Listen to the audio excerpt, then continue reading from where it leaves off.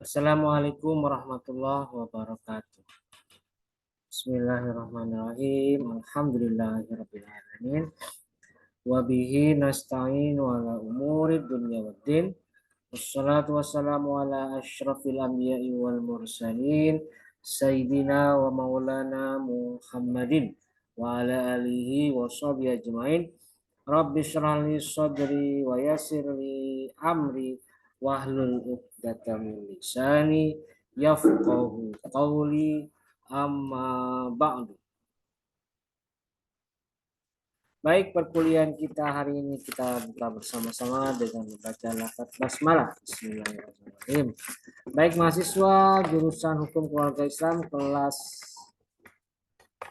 untuk kelas 4 kelas ya, A, B, C dan D. Hari ini kita masuk kembali di mata kuliah bimbingan konseling keluarga Islam yang sampai saat ini sudah masuk pertemuan ke-10. Dan pertemuan ke-10 ini adalah khusus untuk mereview atau memberikan penilaian atas tugas yang sudah saya berikan untuk kelompok 1 minggu lalu, dan hari ini adalah batas akhir pengumpulannya. Dan saya akan sedikit review ya, singkat saja. Review akan memberikan pendapat, pandangan mengenai tugas yang sudah dikumpulkan, baik kelas A, B, C, dan D. Secara keseluruhan, ya saya sampaikan ya, secara keseluruhan tugasnya cukup baik, baik ya, cukup baik. Tetapi, nah ada tetapinya. Tetapi ada yang harus diperhatikan oleh kalian, terutama juga ini berlaku untuk semua kelompok, bukan hanya kelompok 1 saja, tapi semuanya. Saya yakin juga harus dievaluasi, harus dipersiapkan sedemikian rupa supaya tepat dan sesuai dengan apa yang saya minta untuk praktik kali ini. Yang perlu diperhatikan tidak lain adalah bahwa tugas kali ini atau penugasan kali ini sebenarnya lebih pada praktek. Jadi saya tidak pernah membuat tugas untuk kali ini. Saya tidak pernah menyampaikan kepada kalian bahwa kalian harus membuat makalah atau membuat analisis dari sebuah persoalan dan dibuatkan makalah. Bukan itu sebenarnya.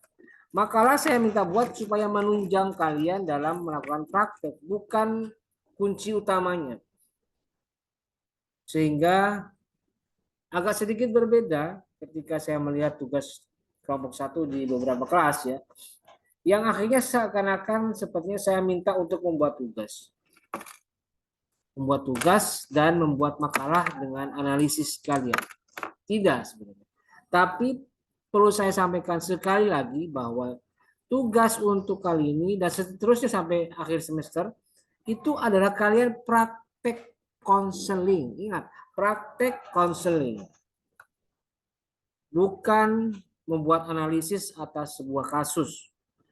Jadi saya bagi tugas kemarin untuk kelompok 1 temanya merit by accident. Kemudian kedua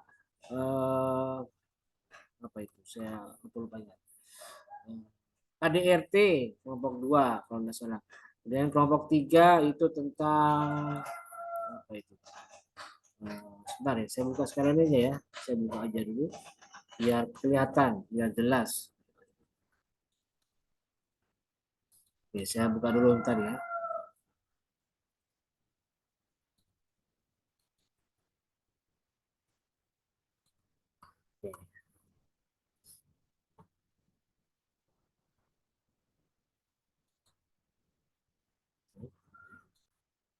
Oke, kita lanjutkan ya. Jadi ini dia. Nah, saya ambil sampel dari kelas HKIA ya. Ini saya tampilkan aja biar jelas. Saya share. Saya ambil contoh di kelas A, ini dia. Ini kelompok 1 temanya merit by accident. 2 kelompok 2 temanya kekerasan dalam rumah tangga atau dalam keluarga. Tema 3 nikah siri. Tema 4 poligami dan perceraian. tema 5 itu pengasuhan anak broken home, dan kelompok 6 temanya adalah peran ganda istri. Oke, itu dia. Saya ingatkan bahwa ini bukan kalian membuat makalah. Bukan membuat makalah. Tapi kalian praktek konseling dengan tema tadi. Bukan buat makalah. Tapi penekanannya pada praktek konseling. Praktek. Nah, lebih tidak kurang. Itu saja praktek. Otomatis ketika kalian membuat tugas, jadi fokusnya ke praktek. Bukan melulu ke membuat makalah. Makalah itu hanya second assignment.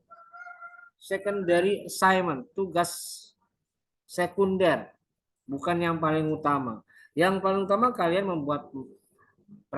mempraktekkan konseling dengan tema yang tadi. Saya menangkap di kelompok 1 itu kesannya saya memberikan tugas membuat makalah. Sehingga pantas. Makanya tadi itu saya lihat ada yang membuat makalah sekian, ada pengantar segala macam. Oke, sudah. Tidak apa-apa. Harusnya ya kalian praktek. Dan di dalam praktek itu kalian berikan solusinya. Jadi selain kalian mengangkat masalahnya apa, artinya kasusnya pada person siapa, pada individu siapa. Nah, kemudian kalian juga harus membuat solusi. Kira-kira bagaimana solusi konselingnya. Jadi saya menilai kelompok 1 ya cukup baik. Makanya saya kasih nilai 90 untuk semua kelas, semua kelompok di kelas apapun, manapun. Semuanya saya kasih nilai sama. Walaupun dalam konsep pembuatan tugasnya ada yang harus diperbaiki. Dan masalah, support buat kalian, aplaus buat kalian yang mengerjakan tugas. Yang saya ingatkan untuk kelompok-kelompok berikutnya adalah nanti kalian perbaiki kekurangan yang ada pada kelompok 1. Kelompok 2, 3, 4, 5, dan 6 perbaiki. Jadi saya minta kalian praktek konseling. Jadi kalian nanti simulasi atau membuat video tentang praktek konseling yang di dalamnya pembahasannya atau masalahnya atau kasusnya adalah yang sesuai dengan tugas masing-masing kelompok. Yang tadi itu ya, yang 2 siapa, temanya apa, tema 1 sampai 5, sampai 6. Tuh. Jadi itulah evaluasi saya. Karena saya lihat ya agak sedikit bergeser. Misalnya kalian membuat analisis, menyampaikan masalah, lalu kemudian kalian simpulkan bagaimana konseling menyelesaikan. Sebenarnya juga betul, cuma tidak ada prakteknya. Yang saya lihat di seluruh kelas untuk kelompok 1. Baik A, B, C, ataupun D. Semuanya sama. Sama walaupun di kelas B, dia cuma menampilkan video. Tapi tidak ada penjelasan secara tertulis. Jadi saya agak bingung, ini kasus apa? Apalagi ada kelas apa itu? D apa ya kalau tidak salah? Ya kalau tidak salah itu yang di kelas berempat di depan kelas itu di shoot ya berkelompok 5 apa 6 orang itu ya itu di shoot. Itu suaranya tidak kurang keras, kurang terdengar dengan baik di saya.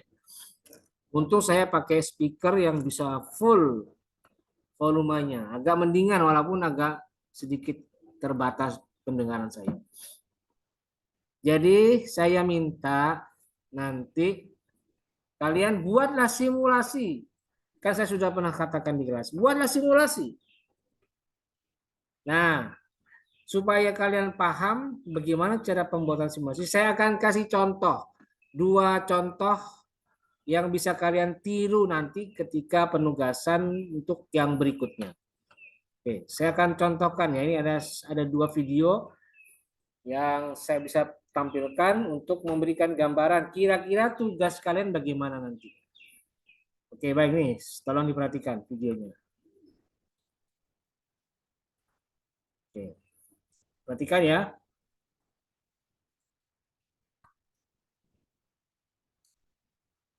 Silakan diperhatikan. Ini contoh yang saya ambil dari YouTube.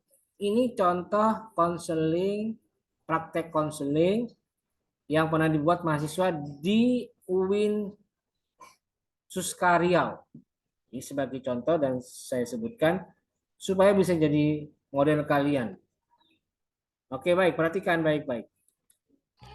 Assalamualaikum warahmatullahi wabarakatuh. Perkenalkan, nama saya Septianingsih Nur Khotimah. Saya mahasiswi bimbingan dan konseling kelas BK 5B Fakultas Tarbiyah dan Keguruan Universitas Islam. Itu ya. Kasusnya beda, tapi bisa diambil contohnya saja, bukan kasusnya. Waalaikumsalam. Oh, Bu, silakan masuk, Bu. Ya, Mari, silakan duduk.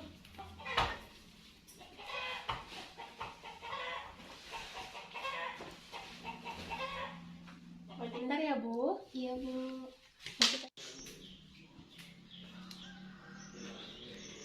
Silakan diminum dulu, Bu. Makasih Bu. Oh iya. Tidak kok, Bu, tidak repot. Ibu tadi kan sama siapa? Saya kesini sendiri. Oh, sendiri naik motor? Iya. Oh iya. Karena di sini saya belum mengenal Ibu, bolehkah Ibu memperkenalkan diri terlebih dahulu? Iya Bu, nama saya Nadia Tulisni, bisa dipanggil Nadia. Oke, Bu Nadia. Bu Nadia tinggal di mana ya? Di Indrapura Bu. Di Indrapura. Indrapura tuh yang pasar dekat masjid itu kan? Iya, itu pasarnya. Kalau dari rumah saya sekitar 2 menit. Oh, 2 menit dekat berarti ya, Bu Iya, ya. Di sini status Ibu sudah menikah atau belum? Sudah. Sudah, Saya ya. punya anak. Oke, baik Bu Nadia, di sini saya sudah mengenal Ibu. Sekarang izinkan saya memperkenalkan diri terlebih dahulu ya. Nama saya Septianingsih Nur Khotimah, biasa dipanggil Ibu Nurul. Kalau boleh tahu, Ibu kesini direkomendasikan oleh teman atau orang terdekat Ibu atau karena kemauan Ibu sendiri? Saya tahu ini dari teman saya, namanya Bu Aini. Oh iya, Bu Aini.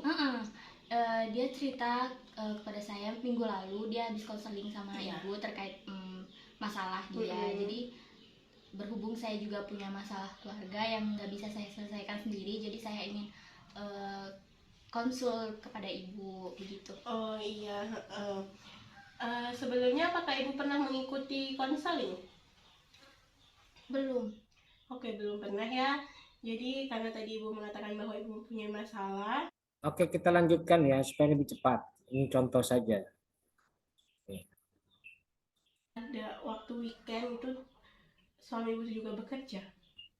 Iya Bu, tapi suami saya ini bekerja tidak terikat waktu, kadang pulang tengah hari gitu siang. Tapi nanti kalau udah pulang ada aja yang dikerjain gitu, ada aja alasan untuk pergi keluar kayak gitu Bu. Jadi dalam 1 minggu itu nggak ada gitu waktu libur yang dipakai untuk sama keluarga kayak gitu, untuk quality time bersama keluarga kayak gitu tuh nggak ada, karena suami saya nih tiap udah di rumah pasti nanti ada aja yang nelpon tuh HP-nya tuh. Jadi dia tuh juga orangnya emang nggak bisa nolak permintaan orang gitu Bu. Iya. Jadi seperti itu ya Bu Nadia. Sekarang saya tanya, apa yang Ibu inginkan dari suami Ibu? Sebenarnya saya ingin sosok suami saya tuh hadir di rumah kayak gitu nemenin saya. Kita percepat ya supaya lebih mudah. Terus pergi keluar ya udah gitu. Tapi nanti kalau udah pulang ya udah kayak biasa aja, kayak nggak ada masalah kayak gitu. Jadi setiap menyelesaikan masalah tuh dia selalu menghindar kayak gitu, nggak diselesaikan masalahnya. Selesai masalahnya, padahal kalau masalah tidak diselesaikan itu menjadi bom waktu ya bagi kita. Sejak kejadian yang saya tegur itu, jadinya kami juga tidak saling tegur sapa sampai sekarang. Oke, jadi ibaratkan itu tadi yang saya katakan bom waktu. Jadi ini sudah tiba saatnya dia meledak gitu ya. Jadi ini Bu, masalah kan kalau tidak diselesaikan akan berlarut-larut kan. Kalau misalnya Ibu tidak saling bertegur sapa dan Ibu tidak mengkomunikasikannya, kan suami Ibu tidak akan tahu apa yang Ibu inginkan. Lalu sekarang bagaimana agar suami Ibu itu tahu apa yang Ibu inginkan dan apa yang Ibu butuhkan? Kira-kira apa nih yang mau Ibu lakukan? Mungkin saya mau minta maaf dulu ya sama suami saya, karena Mungkin saya kemarin tuh terlalu berlebihan marah-marahnya sampai kami tidak saling tegur sapa. Terus saya juga ingin mengutarakan apa yang saya mau, kayak gitu, kayak misal dalam 1 minggu tuh cobalah luangkan gitu 1 hari untuk quality time sama keluarga, kayak gitu. Untuk ya refreshing gitu, jalan-jalan. Terus nanti kalau misalnya lagi waktu sama keluarga itu maunya ya di nggak segan lagi untuk nolak permintaan orang, temen gitu, karena waktu sama keluarga tuh kan penting kan, penting juga. Terus minta untuk berbagi cerita, mau itu Oke, baik. Itu tadi contoh yang pertama ya. Contoh yang pertama itu. Jadi kalian bisa membuat skenario. Saya sudah ngomong kemarin, buat skenario. Siapa berperan sebagai apa? Kalau misalnya temanya kasus kekerasan dalam keluarga. Nah, sekarang di skenario kan siapa yang berperan sebagai, misalnya kasusnya yang suka mukul-mukul itu bapaknya. Siapa yang berperan sebagai bapak? Kemudian siapa yang berperan sebagai ibu? Siapa yang berperan sebagai anak? Dan seterusnya. Nah, yang kedua saya akan kasih contoh video berikutnya yang di dalamnya itu ada ada orang yang skenario ini yang kedua, atau video yang kedua ini tentang skenario yang ada banyak pihak. Kalau tadi kan cuma 2 orang. Nah, sekarang saya akan tunjukkan pada kalian video yang ada banyak orangnya. Oke, kita lihat supaya memudahkan kalian nanti untuk membuatnya. Oke, perhatikan.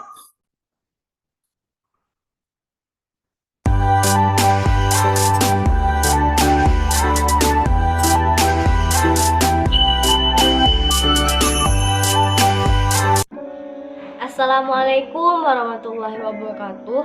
Perkenalkan, nama saya Nurisna Danianti. Konseling keluarga sangat berbeda anggota keluarga atas konseling keluarga.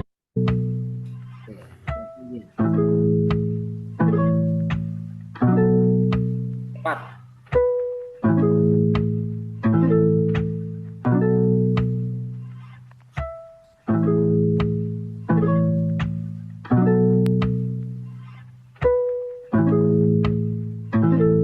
Kick.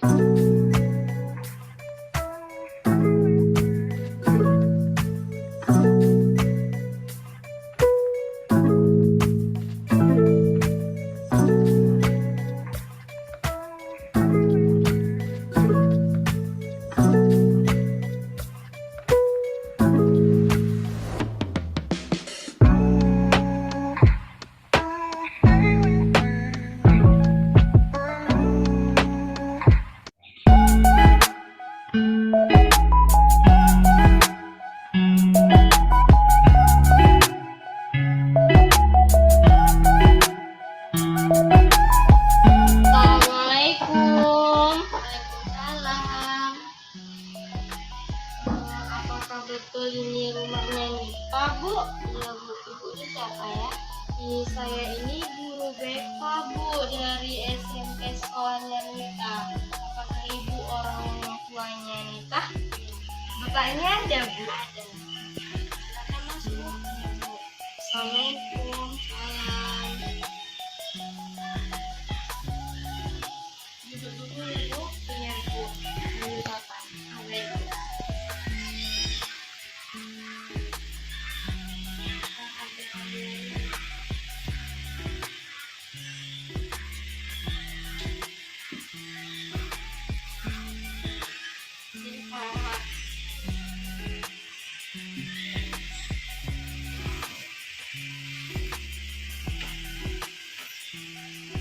Apa ibu kesini? Saya sebelumnya mohon maaf Bapak dan Ibu mengganggu waktu Bapak dan Ibu. Saya ini guru BK dari SMP sekolahnya Nita.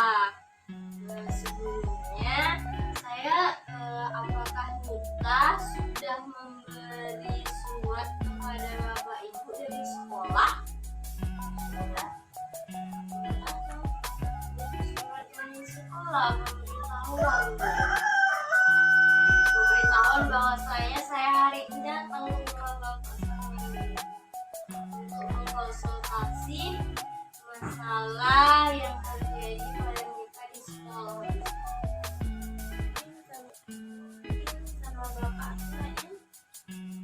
ada Nita memberi surat kepada saya. Oh begitu ya Pak? Ya Bu, saya panggil Nita. Baik Pak. Nita! Nita! Ya. Ibu.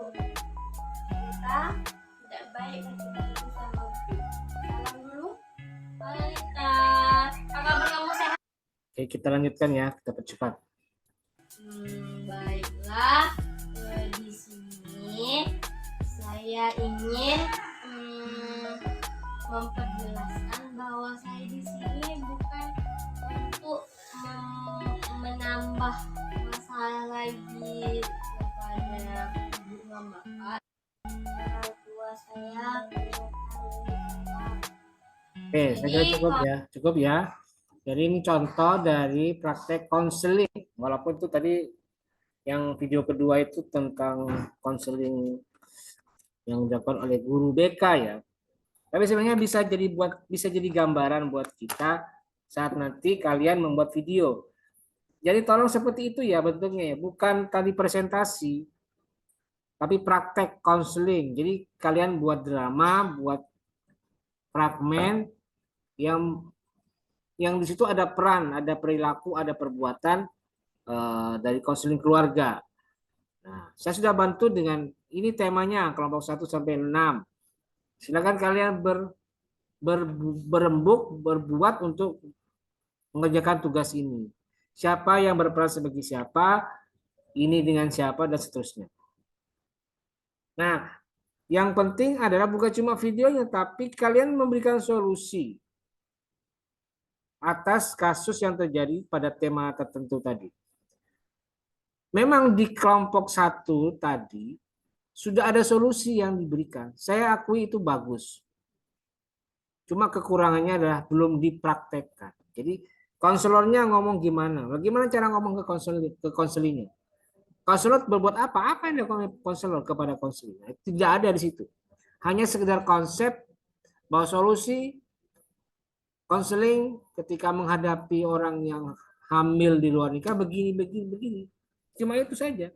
Tidak ada prakteknya. Padahal kan ini namanya tugas praktek konseling. Jadi itu sudah contoh ya, contoh yang bisa saya tampilkan di video tadi. Semoga bisa memberikan gambaran buat kalian untuk kelompok-kelompok selanjutnya. Saya ingatkan juga, perhatikan ketika membuat video tadi, usahakan suara jangan kayak video kedua, itu kurang bagus. Audionya kurang bagus. Jadi kalau nanti buat video, usahakan audionya bisa tertangkap, suara bisa tertangkap dengan baik. Jadi tidak samar. Ya gimana caranya lah. Terus, ya kalau memang kalian butuh fasilitas misalnya untuk, misalnya dibuatkan ruang terapi, ruang konseling, ya silakan direkayasa, dibuatkan pinjam ruang kelas yang ada di kampus di setel, di format seperti di video kedua atau video 1 tadi. Itu sudah bisa memberikan gambaran kemudahan kalian untuk membuat video. Jadi seperti itu yang maksud saya ya, kayak video 1, video 2 tadi. Jadi tugas kelompok 1 kelas A, B, C, D sudah cukup baik, tinggal kekurangannya tidak ada prakteknya. Dari segi konsep ya tetap ada.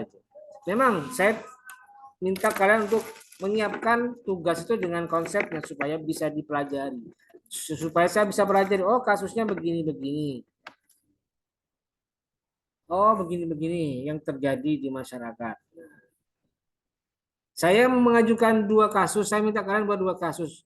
Ya ada apa-apa dipresentasikan dulu kasus selebritinya siapa. Dan baru yang kedua kalian contohkan kasus dari masyarakat umum. Nah, itu kalian praktekkan, kalian contohkan. Bagaimana yang terjadi. Berapa apa kalian tidak bisa memberikan konsep solusi, tidak apa-apa. Boleh kalian cari di internet solusinya bagaimana kalau menghadapi kasus KDRT. Bagaimana ketika menghadapi kasus nikah siri, ketika menghadapi kasus broken home, anak broken home, dan bagaimana ketika menghadapi kasus peran ganda isi. Tidak apa-apa, kalian kutip dari manapun, atau mungkin kasusnya kalau kalian udah temukan di lingkungan kalian, bisa boleh kayak tadi itu di kelompok 1, kutip yang ada di tempat lain, tidak apa-apa, silahkan. Yang penting kalian bisa praktekkan secara langsung di video nantinya, gitu ya. Dan nanti tolong ingat, yang sudah kalian praktekkan, kalian konsepkan, kalian rumuskan, supaya nanti ketika tugas akhir atau UAS, kan nanti saya sudah kasih tugas, saya kasih ujiannya tertulis. Nah, yang kalian praktekkan tadi, kalian jelaskan secara tertulis. Nah, makanya ada makalahnya, dalam tanda kutip ya makalah. Itu menunjang untuk kebutuhan nanti saat UAS. Begitu kira-kira. Gitu ya, paham ya? Semoga bisa dimengerti dan bisa diperbaiki untuk kelompok 2 sampai 6.